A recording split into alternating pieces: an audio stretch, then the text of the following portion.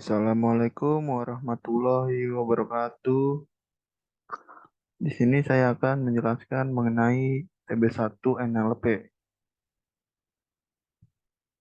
Soal pertama, apa yang dimaksud dengan NLP? NLP dapat didefinisikan sebagai kemampuan suatu komputer untuk memproses bahasa baik lisan maupun tulisan yang digunakan oleh manusia dalam percakapan sehari-hari. Dua, selain segmentasi teks, apa tantangan pengolahan data atau riset di bidang NLP? Jawabannya, tantangan lain setelah segmentasi teks adalah parsing, yakni proses analisis teks menjadi komponen sintaksis logis biasanya untuk menguji kesesuaian dengan tata bahasa. Nomor tiga, sebutkan contoh penerapan NLP pada aplikasi perangkat lunak. Jawabannya aplikasi personal assistance seperti Oke Google, Siri, Cortana, dan Alexa. Keempat, apa kegunaan library NLTK dan Sastrawi? Jawabannya, kegunaannya itu untuk melakukan analisis terhadap dokumen yang dimiliki di dalam prosesnya. Kita akan mengenal aspek dalam NLP yaitu tokenization dan stop word. Nomor 5, apa tujuan scaffolding? Jawabannya tujuannya untuk menyeragamkan karakter pada data dan pada saat proses text processing. Proses ini mengubah seluruh huruf menjadi huruf kecil. Nomor 6, apa definisi dari tokenizing? Jawabannya, tokenizing adalah proses untuk membagi teks yang dapat berupa kalimat, paragraf, atau dokumen menjadi token-token atau bagian-bagian tertentu. Nomor 7, jelaskan tentang stop word dan berikan contohnya. Stop word adalah kata umum yang biasanya muncul dalam jumlah besar dan dianggap tidak memiliki makna. Contoh stop word dalam bahasa Indonesia adalah yang, dan di, dari, dan lain-lain. Makna di balik penggunaan stop word yaitu dengan menghapus kata-kata yang memiliki informasi rendah dari sebuah teks. Kita dapat fokus pada kata-kata penting sebagai gantinya. Nomor 8. Apa algoritma yang dapat digunakan untuk stemming teks bahasa Indonesia? Jelaskan. Jawabannya, stemming yang dilakukan masih menggunakan algoritma Porter untuk bahasa Indonesia dengan PHP dan MySQL. Stemming yang dilakukan tidak hanya satu kata, tapi bisa beberapa kata atau kalimat atau paragraf sekaligus. 9. Apa tujuan dari word embedding? Jawabannya, word embedding bertujuan untuk memetakan setiap kata dan dokumen ke dalam dense vektor yang di mana sebuah vektor dapat mempresentasikan proyeksi kata di dalam vektor. Word embedding ini dapat menangkap makna semnak dan sintak kata. Nomor 10. Sebutkan dan jelaskan model arsitektur dari word to vec.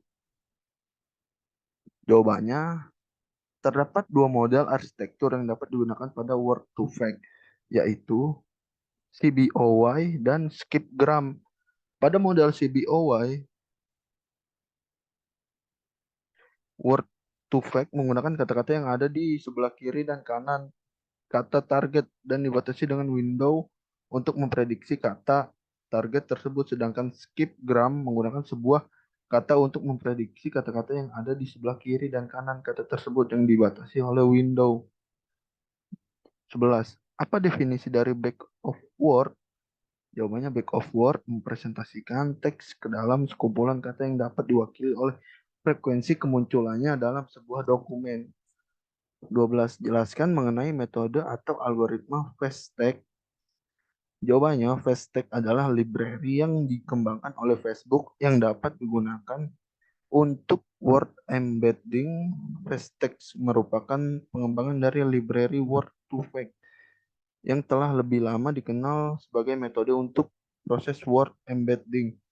Fasttek menyediakan pilihan untuk menggunakan salah satu dari dua algoritma utama Fasttek, yakni Continuous Back of Word atau CBOY, W, dan Skipgram. Nomor 13. Apa yang dimaksud dengan Ngram? Jawabannya, Ngram merupakan salah satu model yang tepat dalam pengelolaan data berupa teks di data mining dan pemrosesan kata untuk membangkitkan fitur. Ngram dapat digunakan untuk membangkitkan karakter dan kata serta memprediksi kata-kata berikutnya dalam urutan kata tertentu. 14. Jelaskan contoh penerapan Ngram. Jawabannya, penerapan Ngram dapat dilihat seperti berikut. Contoh kalimatnya, pemilihan kepala daerah Jakarta tahun ini tidak begitu ramai dibandingkan dengan tahun sebelumnya. Unigram pemilihan kepala daerah Jakarta tahun ini tidak begitu ramai dibandingkan dengan tahun sebelumnya. 15. Jelaskan definisi dari smoothing.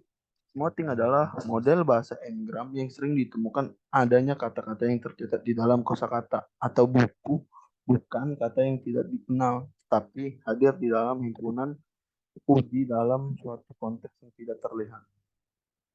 Nomor 16. Jelaskan mengenai Laplace smoothing. Laplace smoothing merupakan teknik smoothing paling sederhana, yaitu dengan menambahkan nilai 1 ke setiap frekuensi kehadiran diagram sebelum dilakukan normalisasi untuk memperoleh probabilitas. 17. Apa yang dimaksud dengan back off dan interpolasi? Interpolasi adalah estimasi probabilitas yang selalu tercampur dari semua estimator n-gram. Sedangkan back off hanya bergantung pada jumlah t-gram. Ketika ada bukti hitungan 0 dari t-gram, maka back off untuk menurunkan n-gram. 18. Jelaskan mengenai Kneser-Neu smoothing memiliki kinerja yang baik. Jawabannya karena Kneser-Neu ini memanfaatkan discounting absolut dengan cara yang lebih canggih untuk menangani distribusi unigram order lebih rendah. Nomor 19. Apa latar belakang munculnya metode stupid back off? Latar belakang munculnya metode stupid back off yaitu memperlihatkan bahwa algoritma yang jauh lebih sederhana sudah cukup untuk menangani model bahasa yang sangat besar. Algoritma bernama stupid back off ini memunculkan ide percobaan untuk membuat model bahasa suatu distribusi probabilitas murni. 20. Apa dasar pemikiran dari metode good Turing smoothing? Jawabannya, pemikiran dasar dari good Turing smoothing adalah memanfaatkan kon atau frekuensi sesuai yang telah dilihat sekali untuk membantu mengestimasi frekuensi dari sesuatu yang belum pernah terlihat. Ya, mungkin segitu saja presentasi TB1 NLP dari saya. Kurang lebihnya mohon maaf. Wabillahi taufiq wal hidayah. Wassalamualaikum warahmatullahi wabarakatuh.